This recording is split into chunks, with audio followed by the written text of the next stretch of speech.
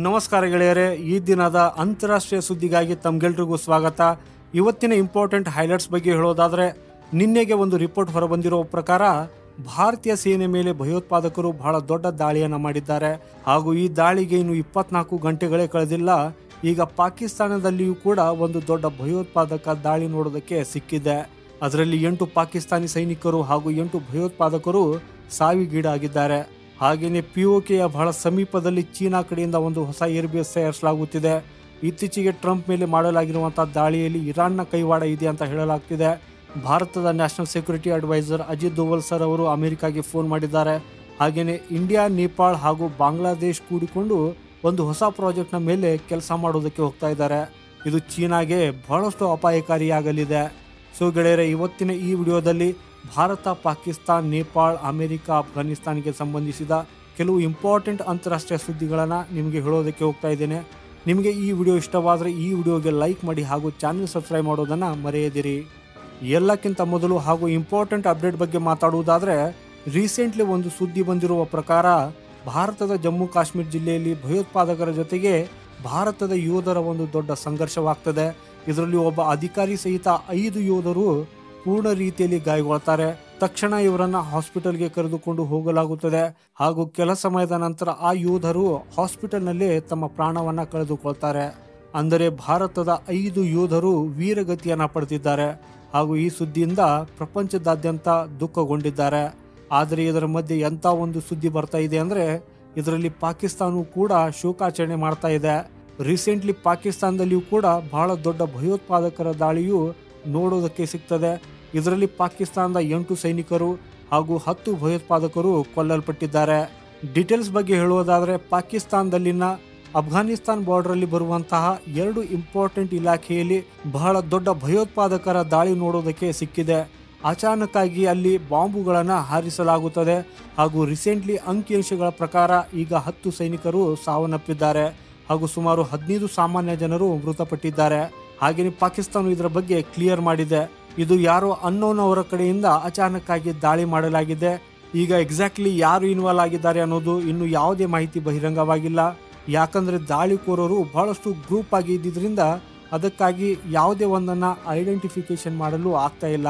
ಆದರೆ ಭದ್ರತಾ ವಲಯವು ಸುಮಾರು 13 ದಾಳಿಕೋರರನ್ನ ಹೊಡೆದುರುಳಿಸಿದ್ದಾರೆ. ಪಾಕಿಸ್ತಾನದಲ್ಲಿ ಆಗಿರುವಂಥ ಈ ಒಂದು ದೊಡ್ಡ ದಾಳಿಯಿಂದ 2 ದೊಡ್ಡ ಸಿಚುವೇಶನ್ ಮುಂದೆ ಬಂದಿದ್ದು, ಮೊದಲ ಸಿಚುವೇಶನ್ ಏನಂದ್ರೆ, ರೀಸೆಂಟ್ಲಿ ಪಾಕಿಸ್ತಾನ ಅಥವಾ ನೀವು ಇದನ್ನ ಭಯೋತ್ಪಾದಕರು ಭಾರತದ ಯೋಧರ ಮೇಲೆ ನಿರಂತರವಾಗಿ ದಾಳಿ ಮಾಡಿದೆ ಅಂತಾನು ಹೇಳಬಹುದು. ಇದರಲ್ಲಿ ಯಾರಿಗೂ ಗೊತ್ತಿಲ್ಲದ ಒಂದು ಆಕ್ಟಿವ್ ಗ್ರೂಪ್ ಕೆಲಸ ಮಾಡುತ್ತಿರಬಹುದು. ಹಾಗೆಯೇ ಇನ್ನೊಂದು ಕಡೆ ಪಾಕಿಸ್ತಾನ ನಿರಂತರವಾಗಿ TTPS ಅನ್ನ ಹೊಡೆಯೋದಕ್ಕೆ ಶುರು ಮಾಡಿದೆ. ಅಂದ್ರೆ ಇಲ್ಲಿಗಲ್ ಪಾಕಿಸ್ತಾನದಲ್ಲಿ ಬಂದಿರುವಂತಹ ಅಫ್ಘಾನಿಸ್ತಾನ ನಾಗರಿಕರು, ಅವರಲ್ಲಿ ಯಾರೋ ಒಂದು ಗ್ರೂಪ್ ಇರಬಹುದು. ಹಾಗೂ ಇದು ಕೆಲವು ಸಮಯಗಳ ನಂತರವೇ ಕ್ಲಿಯರ್ ಆಗಲಿದೆ ಎಕ್ಸಾಕ್ಟ್ಲಿ ಇಲ್ಲಿ ಏನಾಗಿದೆ ಅನ್ನೋದು. ಸದ್ಯಕ್ಕೆ ಏನೇ ಇದ್ದರೂ ಭಯೋತ್ಪಾದಕರ ಉತ್ತರವನ್ನ ಭಯೋತ್ಪಾದಕರೇ ಕೊಟ್ಟಿದ್ದಾರೆ. ಸದ್ಯಕ್ಕೆ ನಮಗೆ ಕಮೆಂಟ್ ಬಾಕ್ಸಲ್ಲಿ ನೀವು ಬರೆದು ಹೇಳ್ಬೋದು ಇಲ್ಲಿ ಯಾರ ಕೈವಾಡ ಇದೆ ಅನ್ನೋದು. ಮುಂದಿನ ಇಂಪಾರ್ಟೆಂಟ್ ಅಪ್ಡೇಟ್ ಬಗ್ಗೆ ಹೇಳುವುದಾದರೆ, ಭಾರತಕ್ಕೆ ಈ ಸುದ್ದಿಯು ಬಹಳ ಚಿಂತಾಜನಕವಾಗಿದೆ. ಯಾಕಂದರೆ ಚೀನಾವು ಇನ್ನು ಪೂರ್ವ ಲಡಾಖ್ನಲ್ಲಿ ಪೂರ್ಣ ರೀತಿಯಲ್ಲಿ ಎಕ್ಸ್ಪಾಂಡ್ ಮಾಡುವುದರಲ್ಲಿ ಯಶಸ್ವಿಯಾಗಿಲ್ಲ. ಆದರೆ ಈಗ ಅದು POKಯ ಸಮೀಪ ಸುಮಾರು 13,000 ಎತ್ತರಕ್ಕೆ ಒಂದು ಹೊಸ ಸೈನ್ಯ ಬೇಸನ್ನು ಮಾಡುವುದಕ್ಕೆ ಶುರು ಮಾಡಿದೆ. ಸದ್ಯಕ್ಕೆ ಇದರ ಬಗ್ಗೆ ಚೀನಾಗೆ ಪ್ರಶ್ನೆ ಮಾಡಿದಾಗ ಅದನ್ನು ಸಂಪೂರ್ಣ ರೀತಿಯಲ್ಲಿ ಚೀನಾ ನಿರಾಕರಿಸಿದೆ. ಆದರೆ ರೀಸೆಂಟ್ಲಿ ಒಂದು ಹೊಸ ಸ್ಯಾಟಲೈಟ್ ಇಮೇಜನ್ನು ಜಾರಿಗೆ ಮಾಡಲಾಗಿದ್ದು, ಅದರಲ್ಲಿ ಒಂದು ದೊಡ್ಡ ಸೈನ್ಯ ಬೇಸನ್ನು ನಿರ್ಮಿಸಲಾಗುತ್ತಿದೆ ಅಂತ ಹೇಳಲಾಗಿದೆ. ಹಾಗೂ ಚೀನಾವು ಈ ಸೈನ್ಯ ಬೇಸನ್ನು ಕಜಾಕಿಸ್ತಾನದಲ್ಲಿ ತಯಾರು ಮಾಡುತ್ತಿದೆ ಅನ್ನೋದನ್ನು ಹೇಳಲಾಗುತ್ತದೆ. ಡೀಟೇಲ್ನ ಪ್ರಕಾರ ಬಹಳ ಸಮಯದಿಂದಲೂ ಚೀನಾ ಇಲ್ಲಿ ಸೀಕ್ರೆಟ್ ಆಗಿ ಕೆಲಸ ಮಾಡ್ತಾ ಇದ್ದು, ದೊಡ್ಡ ಸ್ಕೇಲಲ್ಲಿ ಆರ್ಟಿಲರಿಯನ್ನು ಕೂಡ ಸೇರಿಸಲಾಗುತ್ತಿದೆ. ಹಾಗೂ ಚೀನಾ ಭವಿಷ್ಯದಲ್ಲಿ ಇಲ್ಲಿಂದಲೇ ಬಹಳಷ್ಟು ದೊಡ್ಡ ಮಿಲಿಟರಿ ಆಪರೇಷನ್ಸ್ ಅನ್ನು ಕೂಡ ಮಾಡಲಿದೆ. ಇದು ಕೇವಲ ಭಾರತ ಅಷ್ಟೇ ಅಲ್ಲದೆ ಬಹಳಷ್ಟು ದೇಶಗಳಿಗೂ ಮುಂದೆ ಹೋಗಿ ಒಂದು ದೊಡ್ಡ ಅಪಾಯವಾಗಿಸಬಹುದು. ಸದ್ಯಕ್ಕೆ ಸ್ಯಾಟಲೈಟ್ ಥ್ರೂ ಜಾರಿಗೆ ಮಾಡಿರುವಂತಹ ಈ ಇಮೇಜನ್ನು ನೀವು ನಿಮ್ಮ ಸ್ಕ್ರೀನ್ ಮೇಲೆ ನೋಡಬಹುದು. ಮುಂದಿನ ಇಂಪಾರ್ಟೆಂಟ್ ಅಪ್ಡೇಟ್ ಕುರಿತು ಹೇಳೋದಾದರೆ, ಇತ್ತೀಚೆಗೆ ಅಮೆರಿಕದ ಮಾಜಿ ಅಧ್ಯಕ್ಷ ಡೊನಾಲ್ಡ್ ಟ್ರಂಪ್ ಮೇಲೆ ಮಾರಣಾಂತಿಕ ದಾಳಿ ನಡೆಸಲಾಗಿದೆ. ಹಾಗೂ ಇದುವರೆಗೆ ಬಂದಿರುವ ಎಲ್ಲ ವಿವರಗಳು ಮತ್ತು ವರದಿಗಳಿಂದ ಏನು ತಿಳಿದು ಬರ್ತಾ ಇದ್ವು ಅಂದರೆ, ಇದರಲ್ಲಿ 2 ಕಂಡೀಷನ್ ಕಾಣ್ತಾ ಇದ್ದವು. ಅಂದರೆ ಟ್ರಂಪ್ ಅವರು ಉದ್ದೇಶಪೂರ್ವಕವಾಗಿ ದಾಳಿ ಮಾಡಿಸಿದ್ದಾರೆ ಅಥವಾ ಅವರು ತಪ್ಪಾಗಿ ದಾಳಿಗೊಳಗಾಗಿದ್ದಾರೆ ಅನ್ನೋದು. ಆದರೆ ಈಗಂತೂ ಟ್ರಂಪ್ ಸ್ವತಃ ದಾಳಿ ಮಾಡಿಸಿಲ್ಲ ಅನ್ನೋದು ಸ್ಪಷ್ಟವಾಗಿದೆ. ಆದರೆ ಅಷ್ಟರಲ್ಲಿ ಇರಾನ್ನ ಆಂಗಲ್ ಮುಂದೆ ಬರ್ತಾ ಇದೆ. ಸೊ ನೋಡಿ, ಅಮೆರಿಕಾದ ಮೇಲೆ ಇದು ಮೊದಲ ಬಾರಿಗೇನು ದಾಳಿ ನಡೆದಿಲ್ಲ. ಹಾಗೂ ಆಶ್ಚರ್ಯಕರ ವಿಷಯವೆಂದರೆ ಪ್ರಸ್ತುತ ವಿಶ್ವದ ಅತ್ಯಂತ ಶಕ್ತಿಶಾಲಿ ರಾಷ್ಟ್ರ ಅಮೆರಿಕ ಆಗಿದ್ದು, ಯಾವಾಗಲಾದರೂ ಅದು ದಾಳಿ ಆದಾಗಲೆಲ್ಲ ಹಲವು ದೊಡ್ಡ ಚಿಂತನೆಗಳು ಇಡೀ ಪ್ರಪಂಚದ ಮುಂದೆ ಬಂದ್ಬಿಡ್ತದೆ. ಆದರೆ ಈ ವಿಷಯಕ್ಕೆ ಸಂಬಂಧಿಸಿದಂತೆ ಇರಾನ್ನಲ್ಲಿ ಬಹಳ ಸಮಯದಿಂದ ಸಿದ್ಧತೆಗಳು ನಡೆಯುತ್ತಿತ್ತು ಅನ್ನೋದನ್ನು ಅಮೆರಿಕಾದ ಏಜೆನ್ಸಿಗಳು ತಿಳಿದುಕೊಂಡಿವೆ. ಹಾಗೂ ಈಗಾಗಲೇ ಈ ವಿಷಯವು ಅಮೆರಿಕಾದ ಸೀಕ್ರೆಟ್ ಸರ್ವಿಸ್ಗಳಲ್ಲಿದೆ.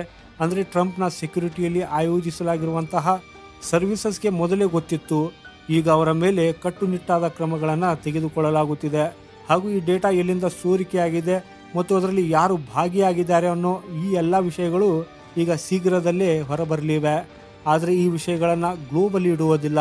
ಅಂದರೆ ಅಮೆರಿಕಾವು ಈ ವಿಷಯವನ್ನು ಯಾವತ್ತಿಗೂ ಇಡೀ ಜಗತ್ತಿಗೆ ಹೇಳಲು ಹೋಗೋದಿಲ್ಲ. ಸತ್ಯವೆಂದರೆ ಇಡೀ ಜಗತ್ತಿಗೆ ಕಲಿಸುವ ಅಮೆರಿಕ ತನ್ನ ಭದ್ರತೆಯನ್ನು ಸರಿಯಾಗಿ ನಿರ್ವಹಿಸಲು ಸಾಧ್ಯವಾಗ್ತಾ ಇಲ್ಲ. ಮುಂದಿನ ಇನ್ನೊಂದು ಇಂಪಾರ್ಟೆಂಟ್ ಅಪ್ಡೇಟ್ ಕುರಿತು ಹೇಳೋದಾದರೆ, ಇತ್ತೀಚೆಗೆ ಪ್ರಧಾನಿ ಮೋದಿ ರಷ್ಯಾಕ್ಕೆ ಭೇಟಿ ನೀಡಿದರು. ಆದರೆ ಅವರ ರಷ್ಯಾ ಭೇಟಿಯಿಂದ ಇಡೀ ಪಾಶ್ಚಿಮಾತ್ಯ ದೇಶಗಳಿಗೆ ತಮ್ಮ ಅಸಮಾಧಾನವನ್ನು ತೋರಿಸುವ ಅವಕಾಶ ಸಿಕ್ಕಿದೆ. ಹಾಗೂ ಈ ಮಧ್ಯೆ ಭಾರತಕ್ಕಾಗಿ ಫಿಟ್ ಆಗದಿರುವಂತಹ ಅಮೆರಿಕದ ನ್ಯಾಷನಲ್ ಸೆಕ್ಯೂರಿಟಿ ಅಡ್ವೈಸರ್ ಅವರು ಇಂತಹ ಹಲವು ಹೇಳಿಕೆಗಳನ್ನು ನೀಡಿದ್ದಾರೆ. ಇವರು ಏನು ಹೇಳ್ತಾ ಇದ್ದಾರೆ ಅಂದರೆ, ಭಾರತವು ರಷ್ಯಾದೊಂದಿಗೆ ತನ್ನ ಸಂಬಂಧವನ್ನು ಬಲಪಡಿಸುವ ರೀತಿಯು ಭವಿಷ್ಯದಲ್ಲಿ ಭಾರತಕ್ಕೆ ಹೊಸ ಬೆದರಿಕೆಯಾಗಿ ಪರಿಣಮಿಸಲಿದೆ. ಯಾಕಂದರೆ ಭಾರತ ಮತ್ತು ಚೀನಾ ನಡುವೆ ಯಾವುದೇ ವಿವಾದ ಉಂಟಾದರೆ ರಷ್ಯಾ ನೇರವಾಗಿ ಚೀನಾವನ್ನು ಬೆಂಬಲಿಸುತ್ತದೆ. ಆಗ ಭಾರತವು ಏಕಾಂಗಿಯಾಗಿ ಉಳಿಯುತ್ತದೆ. ಹಾಗೂ ಆ ಸಮಯದಲ್ಲಿ ನಾವು ಭಾರತಕ್ಕೆ ಹೆಚ್ಚು ಸಹಾಯವನ್ನು ಮಾಡಲು ಸಾಧ್ಯವಾಗುವುದಿಲ್ಲ ಅಂತ ಹೇಳ್ತಾ ಇದ್ದಾರೆ. ಆದರೆ ಇದೇ ವೇಳೆ ಭಾರತದ ರಾಷ್ಟ್ರೀಯ ಭದ್ರತಾ ಸಲಹೆಗಾರ ಅಜಿತ್ ದೋವಲ್ ಸರ್ ಅವರು ಡೈರೆಕ್ಟ್ಲಿ ಅಮೆರಿಕಾಗೆ ಕರೆ ಮಾಡಿ ಈ ಎಲ್ಲ ವಿಷಯಗಳನ್ನು ಚರ್ಚಿಸಿದ್ದಾರೆ. ನೇರವಾಗಿ ಅವರಿಗೆ ನಮ್ಮ ಇಂಟರ್ನಲ್ ಮ್ಯಾಟರ್ ಅಥವಾ ಎಕ್ಸ್ಟರ್ನಲ್ ಮ್ಯಾಟರ್ಸ್ ಬಗ್ಗೆ ಹಸ್ತಕ್ಷೇಪ ಮಾಡಬೇಡಿ, ನಾವು ನಮ್ಮ ದೇಶದ ಸ್ಟ್ರಾಟಜಿಕ್ ಪಾರ್ಟ್ನರ್ಶಿಪ್ ಅನ್ನು ಹೇಗೆ ಬಲಪಡಿಸಬೇಕು ಅನ್ನೋದ್ರ ಬಗ್ಗೆ ಮಾತಾಡೋಣ. ಜೊತೆಗೆ ಬಯಲಾಟ್ರಲ್ ಟ್ರೇಡ್ ಹೆಚ್ಚಿಸುವುದರ ಬಗ್ಗೆ ಮಾತಾಡೋಣ. ಇಂಡೋ ಪೆಸಿಫಿಕ್ನಲ್ಲಿ ಸ್ವತಃ ನಾವು ಬಲಪಡಿಸಬಹುದು. ಹಾಗೂ ಸೆಕ್ಯೂರಿಟಿ ಇಂಟ್ರೆಸ್ಟ್ ಹೇಗೆ ಹೆಚ್ಚಿಸಬಹುದು ಎಂಬುದರ ಕುರಿತು ನಾವು ಕೆಲಸ ಮಾಡೋಣ. ರಷ್ಯಾ ಜೊತೆಗಿನ ನಮ್ಮ ಸ್ನೇಹ ಬಹಳ ಹಳೆಯದು. ನಾವು ಫ್ಯೂಚರಲ್ಲಿ ಬರುವಂಥ ಎಲ್ಲವನ್ನ ಕೇವಲ ನಮ್ಮ ಇಂಟ್ರೆಸ್ಟ್ನ ಬೇಸ್ನ ಮೇಲೆ ಡಿಸೈಡ್ ಮಾಡೋಣ. ನಿಮಗೆ ಇದರ ಬಗ್ಗೆ ಹೇಳುವ ಯಾವುದೇ ಅಧಿಕಾರವಿಲ್ಲ ಅಂತ ಹೇಳಿದ್ದಾರೆ. ಮುಂದಿನ ಇಂಪಾರ್ಟೆಂಟ್ ಅಪ್ಡೇಟ್ ಕುರಿತು ಮಾತಾಡುವುದಾದರೆ, ಭಾರತ, ನೇಪಾಳ ಮತ್ತು ಬಾಂಗ್ಲಾದೇಶವು ಭವಿಷ್ಯದಲ್ಲಿ ಚೀನಾಗೆ ಹೆಚ್ಚಿನ ಚಿಂತೆಯನ್ನುಂಟು ಮಾಡುವ ಪ್ರಾಜೆಕ್ಟ್ ಒಂದರಲ್ಲಿ ಒಟ್ಟಾಗಿ ಕೆಲಸ ಮಾಡಲಿದೆ. ಬಾಂಗ್ಲಾದೇಶದ ಪ್ರಧಾನಿಯವರು ಇತ್ತೀಚೆಗೆ ಚೀನಾಗೆ ಹೋಗ್ತಾರೆ.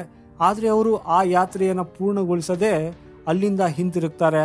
ಚೀನಾಗೆ ಇದು ಬಲವಾದ ಸಂದೇಶವಾಗಿತ್ತು. ಹಾಗೂ ನೇಪಾಳದಲ್ಲಿಯೂ ಕೂಡ ಇದೇ ರೀತಿಯ ಕ್ರಮಗಳು ನಮಗೆ ನೋಡೋದಕ್ಕೆ ಸಿಗ್ತಾ ಇದೆ. ಈಗ ಇಂಥದ್ರಲ್ಲಿ ನೇಪಾಳದಲ್ಲಿಯೂ ಅಧಿಕಾರ ಬದಲಾವಣೆ ಆಗಿದೆ ಮತ್ತು ಈಗ ಎಲ್ಲ 3 ದೇಶಗಳು ಒಟ್ಟಾಗಿ ಚಿಕನ್ ನೆಕ್ ಮೇಲೆ ಒಂದು ದೊಡ್ಡ ಪ್ರಾಜೆಕ್ಟ್ ಅನ್ನು ಮಾಡೋದಕ್ಕೆ ಹೋಗ್ತಾ ಇದೆ. ಸಿಲಿಗುರಿ ಕಾರಿಡಾರ್ ಅನ್ನ ಚಿಕನ್ ನೆಕ್ ಅಂತ ಹೇಳಲಾಗ್ತದೆ. ಆಕ್ಚುಲಿ ಚಿಕನ್ ನೆಕ್ ಭಾರತದ ಬಹಳ ಇಂಪಾರ್ಟೆಂಟ್ ಪ್ರದೇಶವಾಗಿದೆ. ಹಲವಾರು ವರ್ಷಗಳಿಂದ ಇದು ಚೀನಾದ ದೃಷ್ಟಿಯಲ್ಲೇ ಇದೆ. ಚಿಕನ್ ನೆಕ್ ಕೆಲವೇ ಕಿಲೋಮೀಟರ್ ದೂರದಲ್ಲಿರುವ ಲೊಕೇಶನ್ ನಲ್ಲಿದ್ದು ಇದು ಭಾರತದ ನಾರ್ತ್ ಈಸ್ಟ್ಗೆ ಕನೆಕ್ಟ್ ಮಾಡುವ ಕೆಲಸ ಮಾಡುತ್ತದೆ. ಅಂದರೆ ಅದರ ಒಂದು ಬದಿಯಲ್ಲಿ ನೇಪಾಳ ಮತ್ತು ಇನ್ನೊಂದು ಬದಿಯಲ್ಲಿ ಬಾಂಗ್ಲಾದೇಶವಿದೆ. ಆದರೆ ಈಗ ಭಾರತವು ನೇಪಾಳ ಮತ್ತು ಬಾಂಗ್ಲಾದೇಶದೊಂದಿಗೆ ಒಂದು ಹೊಸ ರೈಲ್ವೆ ಪ್ರಾಜೆಕ್ಟನ್ನು ಮಾಡುವುದಕ್ಕೆ ಹೋಗ್ತಾ ಇದೆ. ಇದು ನೇಪಾಳ, ಬಿಹಾರ್ ಮತ್ತು ಬಾಂಗ್ಲಾದೇಶವನ್ನು ಪರಸ್ಪರ ಜೋಡಿಸುವ ಕೆಲಸವನ್ನು ಮಾಡ್ತದೆ. ಇಲ್ಲಿ ಒಂದು ಹೊಸ ಮಾಲ್ ಜಂಕ್ಷನ್ ಅನ್ನು ನಿರ್ಮಿಸಲಾಗುವುದು. ಅದರ ಅಡಿಯಲ್ಲೇ ಎಲ್ಲ ಗೂಡ್ಸ್ ಆ್ಯಂಡ್ ಎಕ್ಸ್ಪೋರ್ಟ್ಸ್ ಈ ಮಾರ್ಗದ ಮೂಲಕನೇ ಹೋಗಲಿದೆ. ಹಾಗೂ ಭಾರತದ ಈ ಗುರಿಯು ಈಗಿಂದಲ್ಲ, ಬಹಳ ವರ್ಷಗಳಿಂದಲೇ ಆಗಿತ್ತು. ಯಾಕಂದರೆ ಸಿಲಿಗುರಿ ಕಾರಿಡಾರ್ನಲ್ಲಿ ನಮ್ಮ ಡಿವಿಡೆನ್ಸ್ ಕಡಿಮೆ ಮಾಡಬೇಕಾಗಿದೆ. ಹಾಗೂ ಇದರ ಹೊರತಾಗಿ ನಾವು ಚಿಕನ್ ನೆಕ್ನಲ್ಲಿ ನಮ್ಮನ್ನು ಬಲಪಡಿಸಬೇಕಾಗಿದೆ. ಸದ್ಯಕ್ಕೆ ಡೀಟೇಲ್ಸ್ ಬಗ್ಗೆ ನಿಮ್ಗೆ ಹೇಳೋದಾದರೆ, ಸಿದ್ಧಪಡಿಸಲಾಗುತ್ತಿರುವ ಈ ಹೊಸ ಪ್ರಾಜೆಕ್ಟಲ್ಲಿ ಸುಮಾರು 190 ಕಿಲೋಮೀಟರ್ನ ಮಾರ್ಗವನ್ನು ಸಿದ್ಧಪಡಿಸಲಾಗುವುದು. ಹಾಗೂ ಈ ಪ್ರಾಜೆಕ್ಟಲ್ಲಿ ಬಿಹಾರ್ನ ಭದ್ರಾಪುರ, ನೇಪಾಳದ ಕಜಲಿ ಬಜಾರ್ ಮತ್ತು ಸುಮಾರು 12.5 ಕಿಲೋಮೀಟರ್ ಹೆಚ್ಚು ಟ್ರ್ಯಾಕುಗಳನ್ನು ಜೋಡಿಸುವ ಮೂಲಕ ಬಾಂಗ್ಲಾದೇಶದವರೆಗೆ ಕನೆಕ್ಟಿವಿಟಿ ಮಾಡಲಾಗುವುದು.